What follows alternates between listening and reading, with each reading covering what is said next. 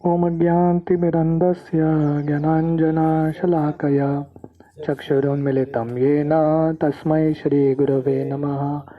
श्रीचैतन्यमनोभीष्टं स्थापितं येन भूतले स्वयं रूप कदा मह्यं ददाति स्वपदान्तिकं। वन्देऽहं श्रीगुरो श्रीयुतः पदकमलं श्रीगुरून् वैष्णवांश्च श्रीरूपं साग्रजातां सहगणा रघुनाथान्वितं तं सजीवं साद्वैतं सावधूतं परिजनसहितं कृष्णचैतन्यदेवं श्रीराधा कृष्णपादान् सहगणा ललिता श्रीविशाखान्वितंश्च। नमो ॐ विष्णुपादाय कृष्णप्रेष्ठाय भूतले श्रीमते भक्तिवेदांत स्वामीति नामिने। नमस्ते सरस्वती देवे गौरवाणी प्रचारिणे निर्विशेष शून्यवादी पाश्चात्यदेशतारिणे वंचाकल्पतरुभ्यश्च कृपा सिन्धुभ्येव च पतितानां पावनेभ्यो वैष्णवेभ्यो नमो नमः। जय श्री कृष्ण चैतन्य प्रभु नित्यानंद श्री अद्वैत गदाधर श्रीवासादि गौर भक्त वृंदा। हरे कृष्णा कृष्णा कृष्णा हरे हरे, हरे राम राम राम हरे हरे। हरे कृष्णा। तो कल हम भगवान के हरि नाम में 10 नाम अपराध के बारे में चर्चा कर रहे थे और डिस्कस कर रहे थे कि कैसे ये नाम अपराध से बचना है अगर हमको हरि नाम में रुचि पाना है और कृष्ण प्रेम पाना है। तो हम ये उदाहरण दे रहे थे कि जैसे एक रईस आदमी जो हमको दंड देने के लिए तैयार है पर हम उसके या उसके दासों के प्रति अपराध करते रहते हैं तो उसका जो कृपा है वो घट जाएगा, उसका देने का जो इच्छा है वो कम हो जाएगा। तो वैसे ही जब हम ये 10 नाम अपराध करते हैं तो भगवान जो हरि नाम प्रभु है, जो हरि नाम भी एक व्यक्ति है, उसकी कृपा कम हो जाती है। आज वराह द्वादशी है तो आज वरादेव का ये लीला आता है भागवतम में। जब हिरण्याक्ष वरादेव से मिलता है तो एक्चुअली हिरण्याक्ष शुरुआत में बहुत गाली देता है वरादेव को, बहुत गंदे गंदे शब्द बोलता है। तो भागवतम में वर्णन आता है कि वरादेव को भी बुरा लगता है क्योंकि भगवान भी एक व्यक्ति है। तो ऐसे ही हम हरिनाम को के प्रति भी अपराध करेंगे तो हरिनाम की कृपा हमको मिलेगी नहीं। और सबसे बड़ा अपराध क्या है? जो भगवान के भक्त हैं उनकी निंदा करना। तो इसलिए हमने देखा कि चैतन्य महाप्रभु ने रघुनाथ दास गोस्वामी को बोला था, ग्राम्य कथा ना सुनीबे, कि भक्तों के बारे में निंदा मत सुनो। राइट। तो बोला जाता है कि भक्तों के बारे में अगर निंदा हो रहा है तो हमको वो जगह से छोड़ के जाना चाहिए। सही है गलत है, हमको उसमें ज़्यादा रुचि नहीं लेना चाहिए। Avoiding pramad, inattention while chanting. Whenever devotees discuss chanting and how to improve it, they inevitably come to the central problem, pramad, the inability to keep the mind focused on the holy name. तो जब भी हरिनाम के बारे में discussion आता है और हरिनाम अच्छे से करने का डिस्कशन आता है तो हमेशा एक कॉमन फोकस प्रॉब्लम है, सेंट्रल इशू है। वो क्या है? प्रमाद। प्रमाद का मतलब है इनअटेंशन। तो बोला जाता है कि ये 10 नाम अपराध शुरुआत कहाँ से होती है? इनअटेंशन से। ध्यान पूर्वक जप न करना, जैसे हम 10 नाम अपराध बोलते हैं, एंड में बोलते हैं 10वां में ध्यान पूर्वक जप न करना, वो भी एक नाम अपराध है। इनफैक्ट वो उससे बाकी सब नाम अपराध आता है, इनअटेंशन से। तो इसके लिए ये इनअटेंशन को, प्रमाद को मदर ऑफ ऑल ऑफेंसेस बोला जाता है। सब अपराधों की माँ, जननी क्या है? ध्यान पूर्वक जप न करना। क्योंकि क्या है, ध्यान पूर्वक जप नहीं करेंगे तो क्या होगा? हमारे हृदय शुद्ध नहीं होगा, अनर्थ अभी भी रहेंगे। और जब अनर्थ रहेंगे तब हम अपराध करते रहेंगे, भगवान के प्रति, भगवान के भक्तों के प्रति, शास्त्रों के प्रति अपराध करते रहेंगे। क्यों? क्योंकि हम ध्यान पूर्वक जप नहीं कर रहे। राइट। हम अच्छे से मेडिसिन नहीं ले रहे हैं तो बीमारी कम नहीं होगी, तो उसका सिम्टम बढ़ता जाएगा। तो वैसे ही ध्यानपूर्वक जप करना बहुत इम्पॉर्टेंट है अगर हमको अपराध से बचना है। तो ये एक चीज़ करेंगे तो बाकी ऑटोमेटिकली हम उसकी रक्षा करेंगे, बाकी 10 नाम अपराधों से बचेंगे, अलग से प्रयास करने की ज़रूरत नहीं। ये एक चीज़ अच्छे से किया तो Srila Bhaktivinoda Thakur devotes chapters 4 through 13 of his Harinam Chintamani to the Padma Puran's list of the 10 offenses to avoid while chanting. तो शिला भक्तिविनोद ठाकुर का एक पुस्तक है हरिनाम चिंतामणि। अगर भगवान की कृपा रही तो अब उसके ऊपर भी कभी डिस्कस करेंगे। तो बहुत महत्वपूर्ण किताब है हरिनाम चिंतामणि। तो इसमें पूरा वो हरिनाम के बारे में डिस्कस करते हैं। तो इसमें से चैप्टर वो पुस्तक हरिनाम चिंतामणि से 14वां चैप्टर से 13वां चैप्टर तक वो क्या डिस्कस करते हैं, ये 10 नाम अपराध के बारे में डिस्कस करते हैं डिटेल में। एक एक चैप्टर एक एक नाम अपराध के बारे में डिस्कस करता है। क्यों? क्योंकि हरिनाम करना है तो ये समझना बहुत इम्पॉर्टेंट है। Chapter 12 is devoted solely to curing the problem of प्रमाद। उसमें से एक अध्याय है 12वां अध्याय, वो पूरा अध्याय किसके ऊपर है? प्रमाद।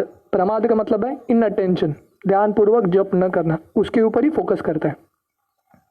देयर ही स्टेट्स प्रमाद में mean madness, but here the meaning is in attention और केयरलेसनेस।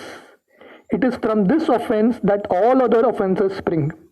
तो प्रमाद का एक्चुअली मतलब है, संस्कृत मतलब है पागलपन, पर यहाँ पे प्रमाद का मतलब क्या है? इन अटेंशन, ध्यान न रखना, और केयरलेसनेस। केयरलेसनेस का पता है मतलब दुर्लक्ष्य करना, सीरियसली नहीं लेना, राइट।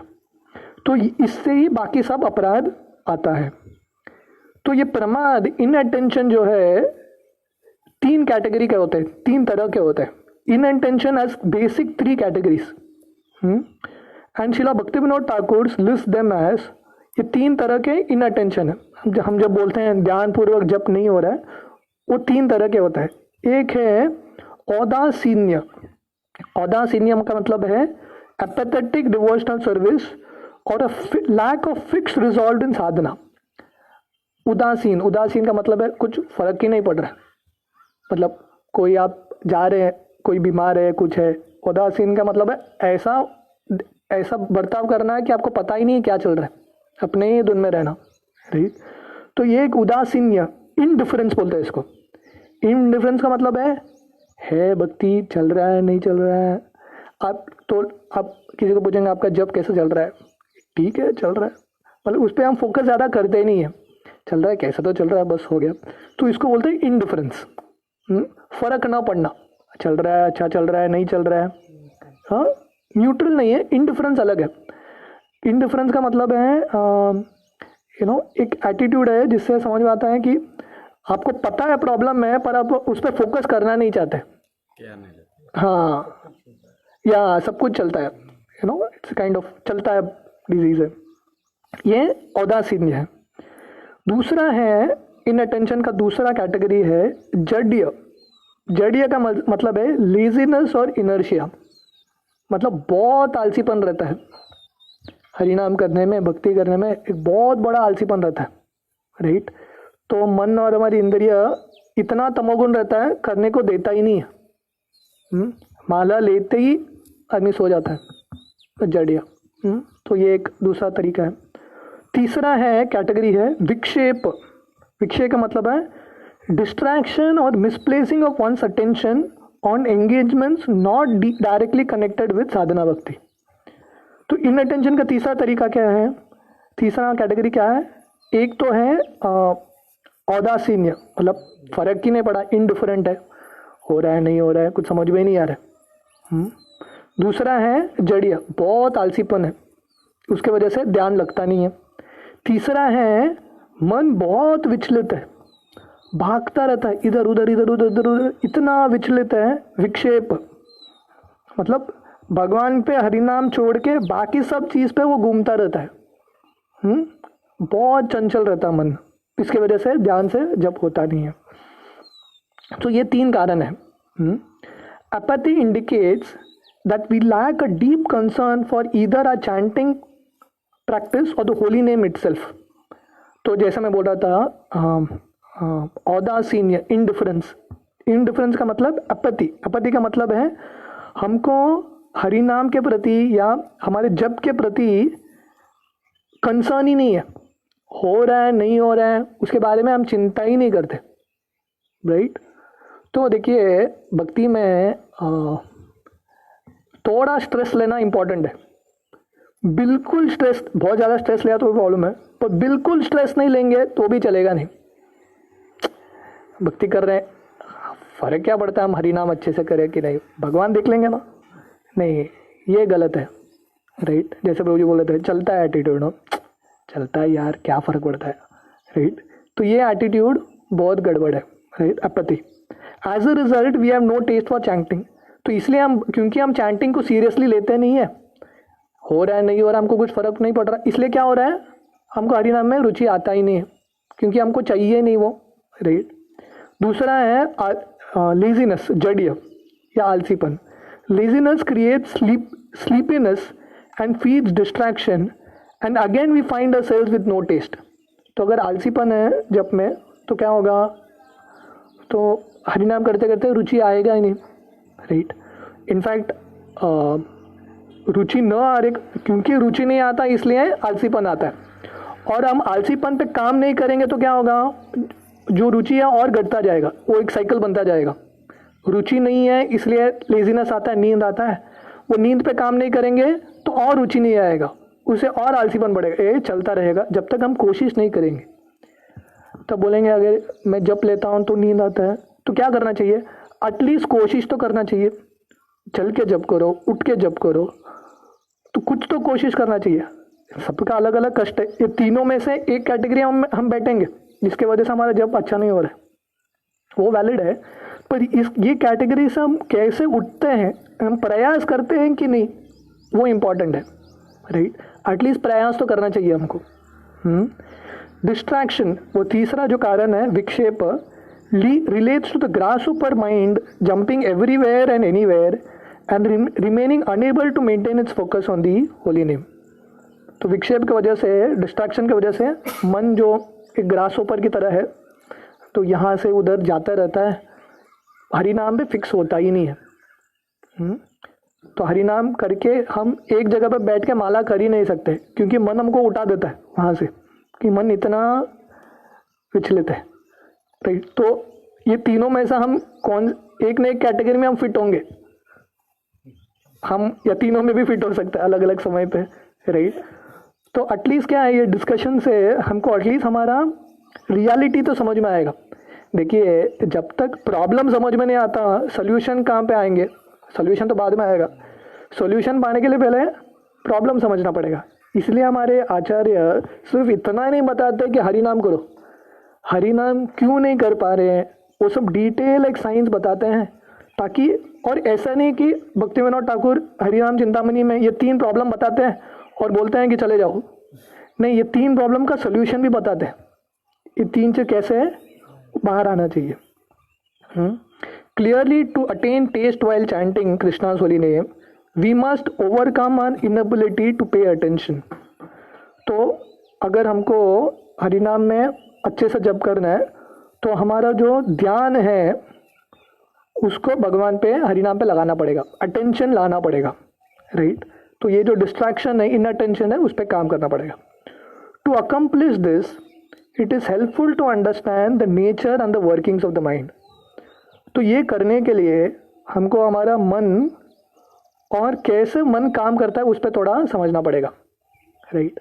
तो जब हम मन कैसे काम करता है हम समझ जाएंगे, तब क्या होगा, और इजी, थोड़ा इजी बनेगा, जिसके वजह से हम मन को डील कर सकें। ये मन क्या है, किस चीज़ से बना है, राइट, कैसे काम करता है, वो साइंस समझना इम्पॉर्टेंट है, राइट। हम सबको पता है हमारे अंदर मन है, बाकी सब साइंटिस्ट को पता है, पर ये मन कैसे काम करता है सटली किसी को पता नहीं। इसलिए हमारे शास्त्र इतने सुंदर तरीके से समझाते हैं मन कैसा है, राइट। तो ये समझेंगे तो हमारा लक्ष्य ये नहीं है कि मन को कंट्रोल करना है, हमारा लक्ष्य है कि हमको हरिनाम करना है, पर उसके लिए कभी कभी ये समझना इम्पोर्टेंट रहता है। तो इसलिए वो बताते हैं the function and nature of the mind. तो मन का स्वभाव और मन कैसा कार्य करता है वो हमको देखना चाहिए। Kapil Muni describes the mind in the third canto of Shrimad Bhagavatam 3.26.14 as follows. तो कपिल मुनि देवहूति को भागवतम के तीसरे स्कंद में समझाते हैं मन कैसे काम करता है। तो ये teachings of Lord Kapil, Lord भगवान कपिल देव भी भगवान के ही अवतार हैं जो देवहूति और कर्दम मुनि के पुत्र बनते हैं। और वो कपिल देव जो अपने माँ को देवहूति को सांख्य योग के बारे में पूरा विस्तार से समझाते हैं कि कैसे ये भौतिक सृष्टि चलता है, कैसे कार्य करता है और स्पेशली कैसा हमारा मन कार्य करता है। बहुत एक डिटेल साइंस है। तो बताते हैं मनोबुद्धिर अहंकारस चित्तम इति अंतरात्मकम चतुर्धा लक्ष्यते भेदो वृत्त्या लक्षण रूपया। The internal subtle senses are experiences having four aspects in the shape of the mind, intelligence, ego and contaminated consciousness. Distinctions between them can be made only by different functions since they represent different characteristics. तो generally जब हम बोलते हैं, देखिए संस्कृत में अलग अलग शब्द अलग अलग जगह पे अलग अलग उसका मतलब होता है। जैसे आत्मा, आत्मा का मतलब है आत्मा, द सोल। पर कभी कभी आत्मा का मतलब शरीर भी हो सकता है, कभी कभी आत्मा का मतलब मन भी हो सकता है, राइट। या कभी हम बोलते हैं मन का मतलब अलग अलग चीज़ हो सकता है, राइट। मन का मतलब है जो इंटरनल सिस्टम, मन का मतलब अहंकार भी हो सकता है, काफ़ी कुछ हो सकता है, राइट। तो इसलिए कपिल मुनि बोलते हैं जो हमारे अंदर एक एनवायरनमेंट है, इंटरनल सेंसेस, वो चार डिस्टिंक्शन है। वो क्या है? पहला मन, माइंड, दूसरा है बुद्धि, मनोबुद्धि, अहंकारस, अहंकार का मतलब है ईगो, और चित्तम, कंटामिनेटेड कॉन्शियसनेस। तो चार चीज़ बताते हैं, मन, बुद्धि, अहंकार और चित्त, राइट। तो ये चार चीज़ हम थोड़ा बहुत डिटेल में नहीं, थोड़ा बहुत समझेंगे ना तो हमको समझ में आएगा कि हरिनाम कैसा अच्छे से होता है। While all four subtle senses, mind, intelligence, false ego and covered consciousness make up the subtle body, each descends in subtlety from consciousness to false ego to intelligence to the least subtle of the four, the plodding mind. तो ये सब चीज़ क्या है? हमारा सूक्ष्म शरीर है। जैसा हमारा एक स्थूल शरीर होता है जो अर्थ, वाटर, फायर, एयर, ईथर, हाँ, ये सब चीज़ से बना है। हमारा एक सूक्ष्म शरीर है जो ये 5 चीज़ से बना है। वो क्या है? मन, बुद्धि, अहंकार और चित्त। पर इसमें से सबसे सूक्ष्म कौन सा है? सबसे सूक्ष्म है चित्त, कॉन्शियसनेस, राइट। तो चित्त एक्चुअली, चित्त और आत्मा बहुत करीब है। तो इमेजिन कीजिए हमारा सबसे अंदर आत्मा है, उसके बाहर चित्त है, आत्मा के बाहर। सो सबसे सूक्ष्म चित्त है। चित्त के बाहर क्या है? अहंकार, फॉल्स ईगो। तो चित्त से थोड़ा और स्थूल, थोड़ा और ग्रास अहंकार है। अहंकार के बाहर क्या है? बुद्धि, और सबसे बाहर मन, राइट। तो ये पूरे हायरार्की में सबसे श्रेष्ठ चित्त है, अहंकार, बुद्धि और मन। भगवान गीता में भी ये हायरार्की को समझाते हैं। Although the mind and false ego are in practical terms the same, the mind is functionally less refined than the false ego. तो एक तरह से बोला जाए तो जब हम मन बोलते हैं, अहंकार भी आ जाता है। मन अहंकार में ऐसा ज़्यादा फर्क नहीं है, फिर भी मन जो है, अहंकार और सूक्ष्म है, बहुत रिफाइंड है, और मन उतना रिफाइंड नहीं है, ग्रॉस है। We tend to think that the main obstacle to focus chanting is the mind, but it is a subtle false ego that is causing the problem. हमको क्या लगता है? हरिनाम जप करने में सबसे बड़ा बाधा क्या है? हमारा मन। पर एक्चुअली शास्त्र बताते हैं कि सबसे बड़ा बाधा मन नहीं है, वो अहंकार है, मिथ्या अहंकार है।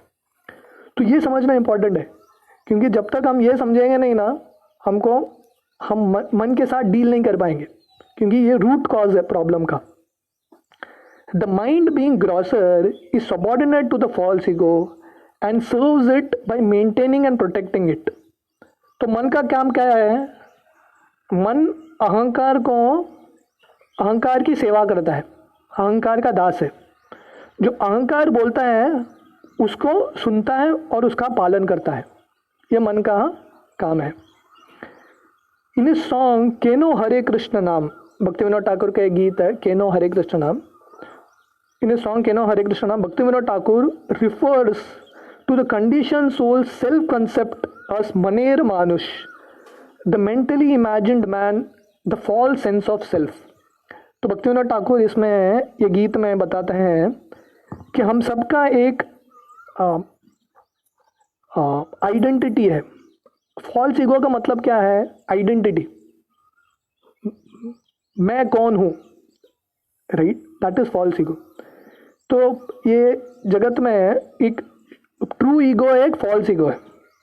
ट्रू ईगो का मतलब क्या है? समझना कि मैं भगवान का दास हूँ, जीवेर स्वरूप ही कृष्ण नित्य दास। तो मिथ्या अहंकार का मतलब है वो आइडेंटिटी को छोड़ के बाकी सब आइडेंटिटी पकड़ के रखना।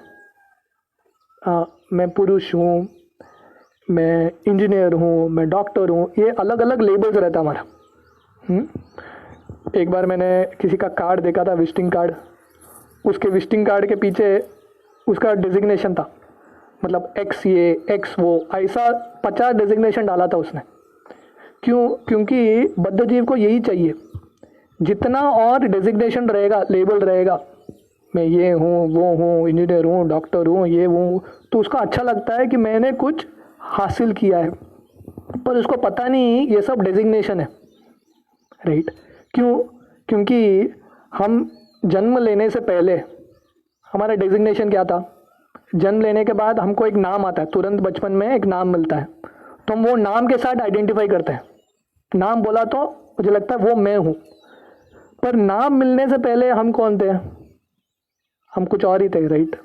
और आगे जाके ज़िंदगी में डिजिग्नेशंस मिलता रहता है हमको, डॉक्टर बनते हैं, इंजीनियर बनते हैं, पैसे वाले बनते हैं, ये बनते हैं, वो बनते हैं, सब डिजिग्नेशंस मिलता रहता है। और हम इस चक्कर में ही रहते हैं कि ये मैं हूँ, और इसके वजह से हमको जप नहीं होता। क्यों? क्योंकि जप में हम हमारा एक्चुअल डेजिग्नेशन भूल जाते हैं और ये सब डेजिग्नेशन के पीछे ही जाते हैं। अरे मैं बहुत बड़ा आदमी हूँ, मुझे ऐसा बिहेव करना चाहिए, उसने ऐसा क्यों किया मेरे साथ, मेरा ये रोल है, तो ये डेजिग्नेशंस में हम क्यों फंसे हैं? इसलिए हम जप अच्छे से कर नहीं पा रहे, राइट। तो ये फॉल्स ईगो का काम है। फॉल्स ईगो क्या है? हमको अलग अलग डेजिग्नेशन देख के हमको खुश रखने का प्रयास करता है, और हर एक जन्म में हमको अलग अलग लेबल्स मिलता रहता है, अलग अलग डेजिग्नेशंस। तो जन्म का पहले हमारा और कुछ डेजिग्नेशन था, और ये जन्म में हम अलग अलग डेजिग्नेशंस, अलग अलग लेबल, आइडेंटिटी इकट्ठे करते रहते हैं। पर मृत्यु के बाद वो आइडेंटिटी सब कहाँ चला जाता है? खत्म हो जाता है, राइट। तो इसलिए अहंकार को समझना इम्पॉर्टेंट है। जब हम समझेंगे ये जड़ कारण है, तब हम एक्चुअली ठीक तरह से हरिनाम कर पाएंगे। कृष्णा's words in the Bhagavad Gita 7.27 indicate how the mind functions in its protective service। तो भगवान गीता में 7वें अध्याय में बताते हैं कि मन कैसे अहंकार को मदद करता है, अहंकार का सेवक है। The mind provides a sense of duality to help the false ego maintain its illusory sense of being the Lord in the world. O Scion of Bharata, O conqueror of all foe, all living entities are born into delusion, bewildered by dualities arisen from desire and hate। तो मन हम समझ गए कि हरिनाम हम अच्छे से नहीं कर पाते क्योंकि जड़ कारण अहंकार है। और मन क्या करता है? मन सिर्फ अहंकार का सेवक है, नम्र सेवक है अहंकार का। तो मन का काम कैसे है? वो अहंकार की सेवा कैसे करता है? मन डुअलिटी लेके आता है। डुअलिटी का मतलब दो, राइट। तो ये दो एक्सट्रीम्स में मन चला के अहंकार को प्रोटेक्ट करता रहता है। हम देखेंगे कैसे। Srila Prabhupada speaks of this dualistic mind, functioning of the mind. तो शिला प्रभुपाद ये मन के दुविधा को और एक्सट्रीम्स को प्रभुपाद बताते हैं। The distinction between happiness and distress in the material world of duality are simply mental concoctions. For the so called happiness and distress are actually one and the same. जैसे मैं बोल रहा था, तो मन कैसा हमको फंसाता है, हमको बिजी रखता है दोनों एक्सट्रीम में, सुख दुख। मन डिस्टिंग्विश करता है, ये सुख है, ये दुख है, ये करूँगा तो सुख मिलेगा, ये करूँगा तो दुख मिलेगा, ये मुझे अच्छा लगता है, ये मुझे अच्छा नहीं लगता है, ये मेरा दोस्त है, ये मेरा दुश्मन है। इसमें ही मन हमको फंसा के रखता है। पर शिला प्रभुपाद बोल रहे हैं कि actually eternal point of view से, सत्य के दृष्टिकोण से, सुख और दुख दोनों एक ही है, दोनों में फर्क नहीं है ज़्यादा। क्योंकि ये दुनिया में सब दुखी है, भगवान को भूल के ये दुनिया में सब दुखी है, सुख भी दुख है और दुख भी दुख है, राइट। तो इसलिए ये चीज़ में हम ज़्यादा फर्क नहीं करते, राइट। तो इससे हमको ज़्यादा फर्क नहीं है। जैसे भागवत में वर्णन आता है, जैसे चंद्रमा रहता है, चंद्रमा का कभी उसका जो प्रतिबिंब है पानी में दिखता है कि नहीं, प्रतिबिंब पानी में दिखता है। और पानी में क्या होता है, कभी कभी हवा के भाव से वो पानी विचलित होता है। तो कैसा लगता है कि वो जो चंद्रमा है वो विचलित हो रहा है। कभी कभी उसका शेप जो राउंड है, कभी कभी ओवल हो जाता है, कभी इस तरफ हो जाता है, कभी उस तरफ हो जाता है। तो हम एक्चुअली कौन है, हम आत्मा हैं जो भगवान के शाश्वत धाम में है। पर अभी अभी प्रॉब्लम क्या है, अहंकार की वजह से हम ये प्रतिबिंब के साथ आइडेंटिफाई कर रहे हैं, और इसके वजह से ये भौतिक दुनिया में जो भी चलता है, हवा चलता है, जो भी चलता है, हम ऐसा लग रहा है कि हम अफेक्ट हो रहे हैं। समझ में आ रहा है? पर एक्चुअली अफेक्ट क्या हो रहा है, प्रतिबिंब भी अफेक्ट हो रहा है। चंद्रमा को कोई अफेक्ट नहीं कर सकता, वो अलग ही एक जगह पे है। तो वैसे ही मन जो है, क्योंकि ये भौतिक सृष्टि के साथ आइडेंटिफाई करता है, इधर के हर एक जो हवा भाव आता है उसके साथ मन विचलित होता रहता है। ध्यान like happiness and distress in dreams, जैसे मैंने ये उदाहरण दिया था। हाँ, जैसे सपने में सुख और दुख आता है। सपने का सुख और दुख का फ़र्क क्या है, कुछ मतलब ही नहीं होता। तो बच्चे के लिए कुछ फ़र्क पड़ेगा उसके लिए, राइट, शायद उसके लिए बहुत कुछ होगा। मैं सपने में राजा बन गया, पता है माँ मुझे क्या सपना आया था, आज राजा बन गया, तो दिन भर खुश रहेगा वो। तो उसको पता नहीं है कि जैसा बड़ा होता जाएगा वो समझ आएगा सपने का क्या मतलब है। सपने में राजा बना, ये बना, कुछ मतलब नहीं होता उसका। तो वैसे ही a sleeping man creates his happiness and distress by dreaming, although actually they have no existence. तो लोगों को नींद क्यों अच्छा लगता है, क्योंकि नींद में हम अपना एक दुनिया बना सकते हैं जो असलियत में नहीं हो सकता। सपने में हम बना सकते हैं, नहीं असलियत में हम प्राइम मिनिस्टर तो नहीं बन सकते, सपने में हम बन सकते हैं। तो इसलिए लोगों को सोना अच्छा लगता है, क्योंकि असलियत से हम भाग सकते हैं और अपना ही एक मूवी चला सकते हैं सपने में, राइट। पर जो बुद्धिमान है उसको समझ में आएगा, अरे सपने में तुम कुछ भी बन जाओ, असलियत क्या है वो इम्पोर्टेंट है, उठना पड़ेगा एक दिन एक समय तुमको, राइट। तो वैसे ही ये भौतिक दुनिया क्या है, नींद। हम सब सो गए हैं आध्यात्मिक दृष्टिकोण से, और ये भौतिक दृष्टिकोण से हम अलग अलग हमारा सपना बना रहे हैं, सुख का दुख का। और मन हमको मदद करता है। जब हम सोते हैं सबसे एक्टिव चीज़ क्या रहता है, मन अपना अपना कुछ ना कुछ बनाता रहता है। तो ये भौतिक दुनिया में मन जो अहंकार है उसका सेवा करते करते अलग अलग सपना बनाता है। The mind is via media in both dream and wakefulness, and everything is created by the mind in terms of sankalpa and vikalpa, acceptance and rejection is called manodharma और मेंटल कॉन्कॉक्शन। तो ये बहुत इंपॉर्टेंट है कि मन कैसे काम करता है, अहंकार की सेवा कैसे करता है। मन का दो कार्य है। दिस लाइक मतलब इससे स्पेसिफिक डेफिनेशन आप कौन सा भी साइकोलॉजी बुक पढ़ लो, कुछ भी पढ़ लो, किधर नहीं मिलेगा। तो मन का कार्य एक दो है, वो क्या है? संकल्प विकल्प। संकल्प का मतलब है कुछ चीज पकड़ना, विकल्प का मतलब है कुछ चीज को छोड़ना। एक्सेप्टेंस रिजेक्शन, कुछ चीज को एक्सेप्ट करता है, कुछ चीज को रिजेक्ट करता है। तो मन यही काम करता है, राइट?